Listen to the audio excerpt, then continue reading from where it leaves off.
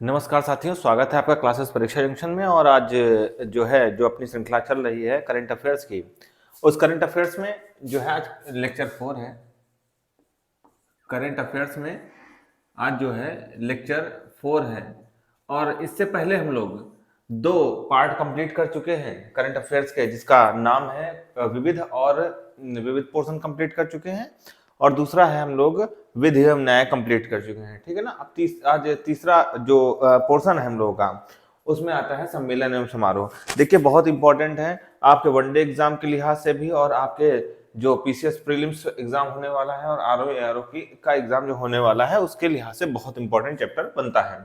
चलिए स्टार्ट करते हैं कि विश्व मसाला, पहला तथ्य है कि विश्व मसाला कांग्रेस कहां पर जो है हुई। विश्व मसाला कांग्रेस तो ये महाराष्ट्र में हुई है। कहां पे हुई है? महाराष्ट्र में हुई है विश्व मसाला कांग्रेस। और इसका जो थीम रहा है विजन 2030 स्पाइसेज।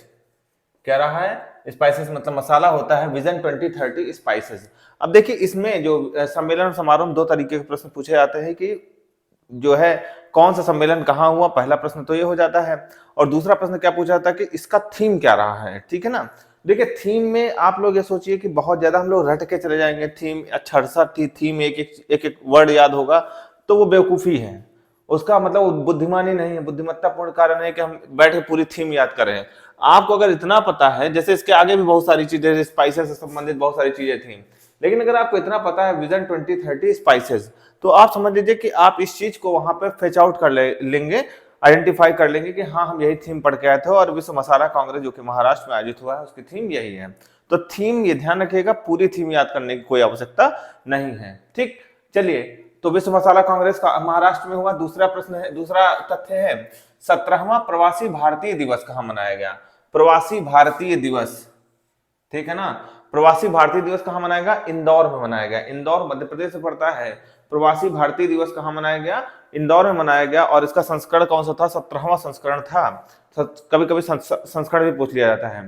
17वां प्रवासी भारतीय दिवस कहां मनाया गया? इंदौर में मनाया गया है। और इसकी थीम क्या रही है? प्रवासी अमृत काल में, प्रवासी अमृत काल में भारत की प्रगति के विश्वसनीय साझेदार, साझेदार या भागीदार जो भी होते हैं, यानी प्रवासी अमृत काल में भारत की प्रगति के विश्वसनीय साझेदार, ठीक। तो एक बार आप इसको पढ़ेंगे ना, थीम को रटने की कोई आवश्यकता नहीं, एक बार पढ़ेंगे आप, कोई भी एग्जाम में बैठेंगे, किसी भी एग्जाम में प्रश्न आएगा तो आप तुरंत कर ले जाएंगे, ठीक है।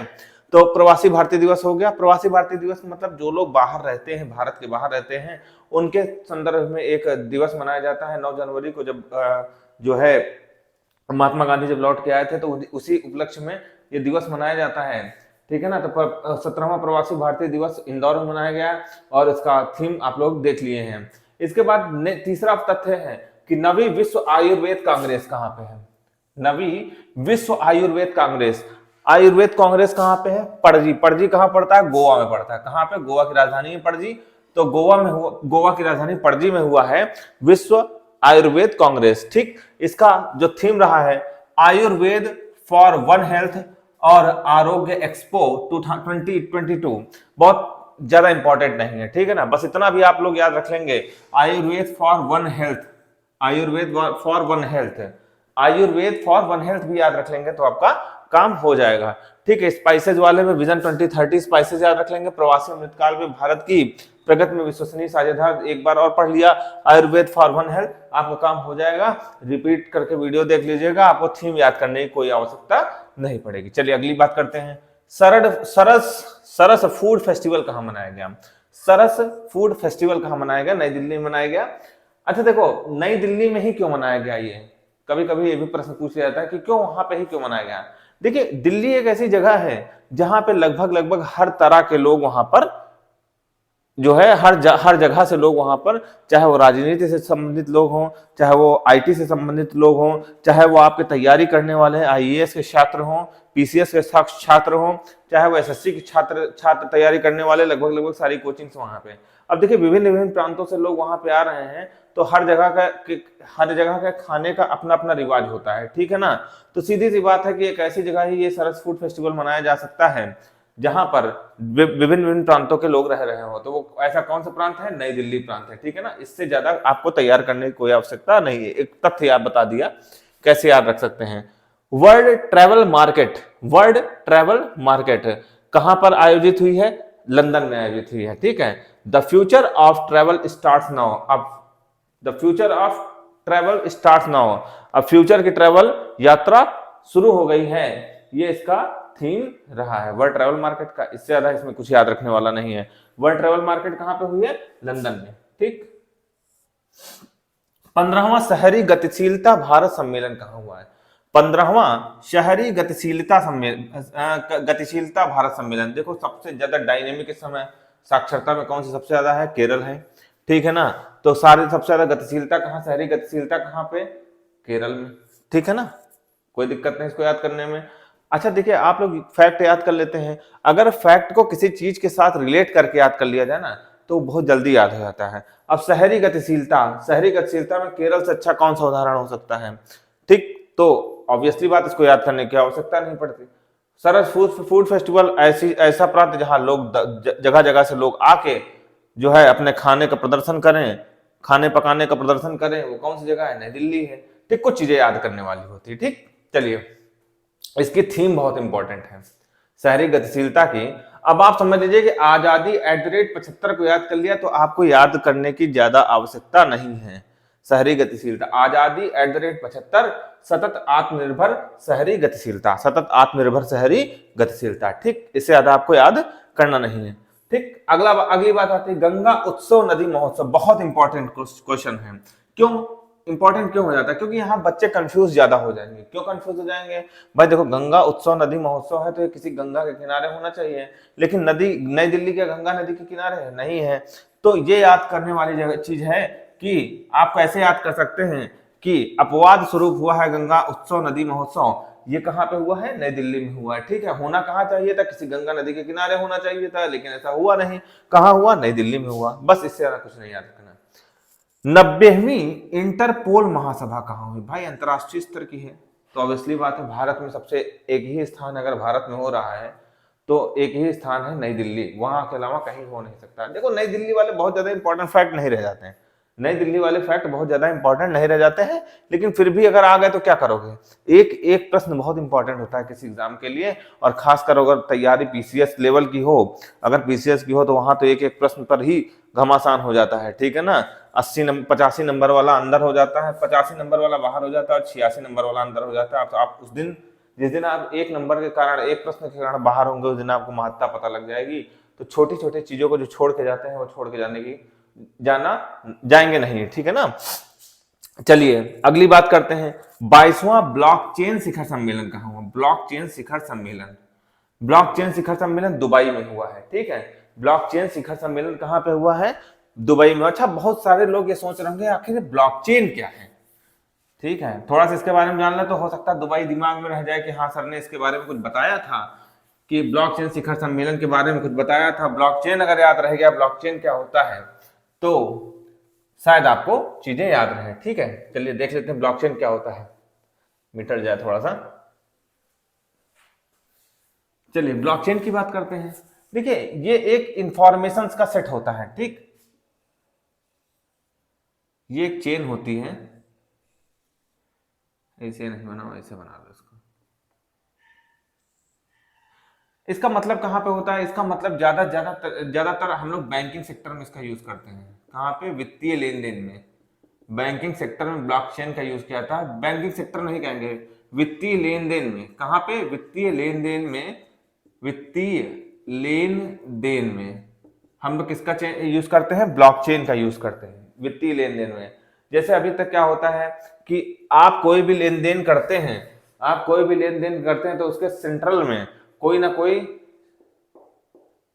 केंद्रीकृत एजेंसी रहती है, चाहे वो बैंक हो, मतलब बैंक साधारणता रहती है। आप कोई भी लेन देन करते हैं, आप अपने घर में पैसा भेजें, आप चाहे अपने दोस्त को पैसा भेजें, चाहे आप किसी को भी पैसा भेजें, तो वो एक थ्रू चैनल किसके जाएगा? बैंक के जाएगा ही जाएगा। ठीक है, लेकिन बैंक को बीच से हटा देना, या फिर अब कोई कह दे कि नहीं सर पेटीएम और गूगल पे है, उसको हम वो भी चाहे जो भी हो, अगर आप उसमें बैंक से कनेक्टेड नहीं है तो आप ये समझ लीजिए कि आप उसमें वित्तीय लेन देन नहीं कर सकते हैं।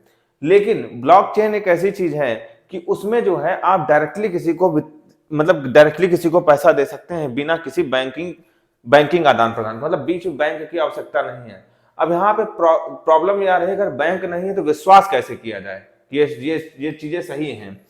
तो एक ऐसी डाटा स्टोरेज की प्रणाली बनी, एक ऐसी डाटा स्टोरेज प्रणाली बनी कि ये इतनी ज्यादा हाईली सिक्योरिटी में रहती है, मतलब इतनी ज्यादा सुरक्षित है कि इससे किसी का डेटा, किसी की जो गोपनीय चीजें हैं उसको फेच आउट नहीं किया जा सकता।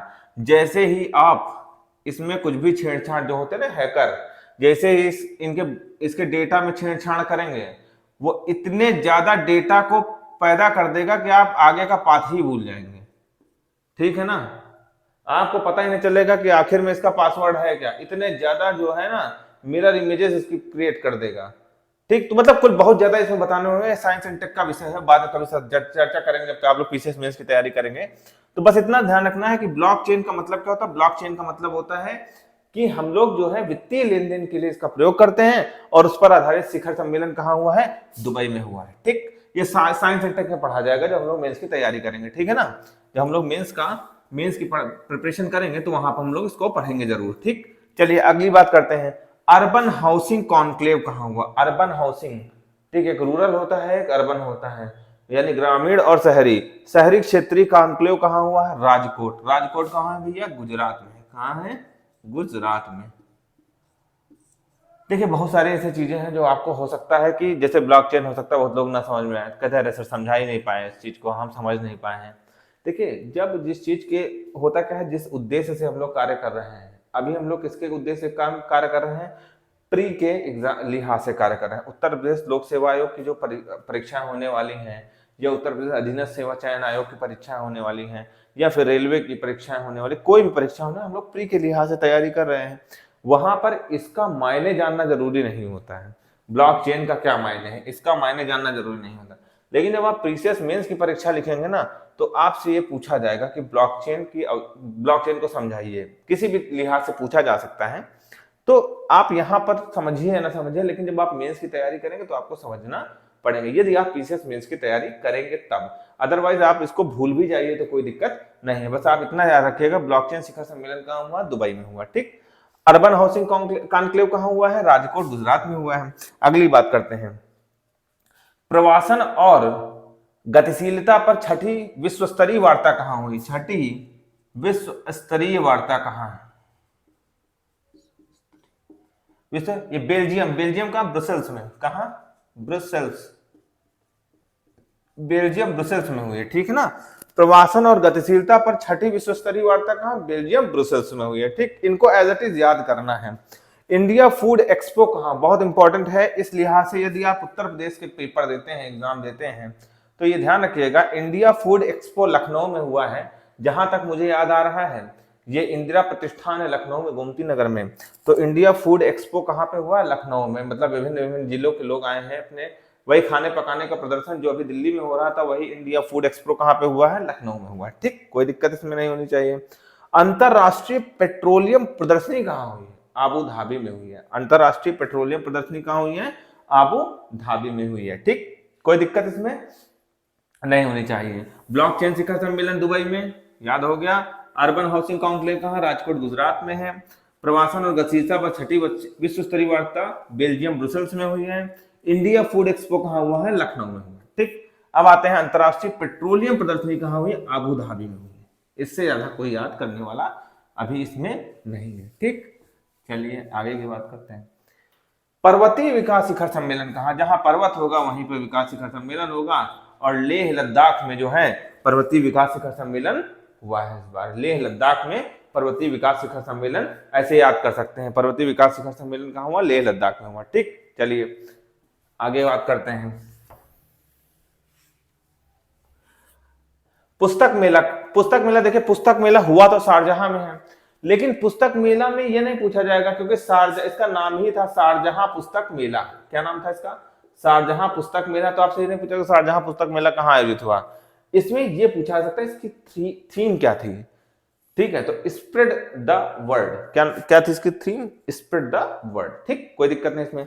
पहला आसियान भारत स्टार्टअप कहाँ हुआ है, बोगोर इंडोनेशिया में हुआ। कहां पे हुआ है? बोगोर इंडोनेशिया में हुआ है।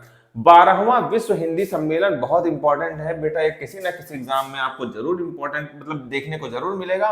12वां विश्व हिंदी सम्मेलन फिजी में हुआ है। कहां पे हुआ है 12वां विश्व हिंदी सम्मेलन?